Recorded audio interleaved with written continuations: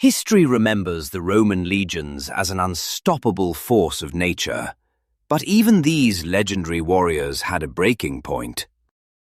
You think we feared the barbarians? No. We feared what happened if we failed our own. For a Roman, the enemy's sword was a mercy compared to the punishment of his own commander. The greatest fear was decimation. Decimation wasn't just a story.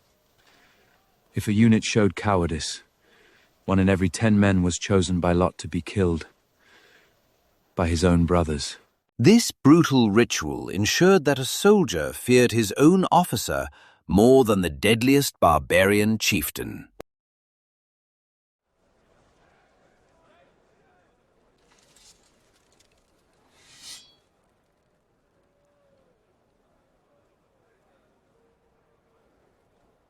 Beyond discipline lay the fear of the unknown. The dark forests of Germania were the edge of the world, where Roman order met primal chaos.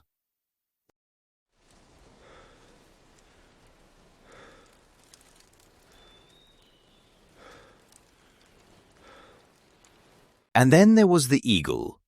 Losing the Aquila was worse than losing a battle. It was losing the very soul of the legion. If the eagle falls, we are no longer a legion. We are just men waiting to die. We would walk into hell itself to bring it back. So how did they face these fears? Through a regime of training so grueling that war felt like a holiday. They turned individual fear into collective power. In the testudo, no man was an island. You survived because the man next to you held his shield high. We don't conquer our fear. We just make it our servant. Fear keeps you sharp. Discipline keeps you alive. The Roman soldier didn't fight because he was brave. He fought because he was part of something bigger than his own life. Their fears were real, but their discipline was eternal. That is why Rome stood for 1,000 years. Remember us, not for our strength, but for what we overcame to stand our ground.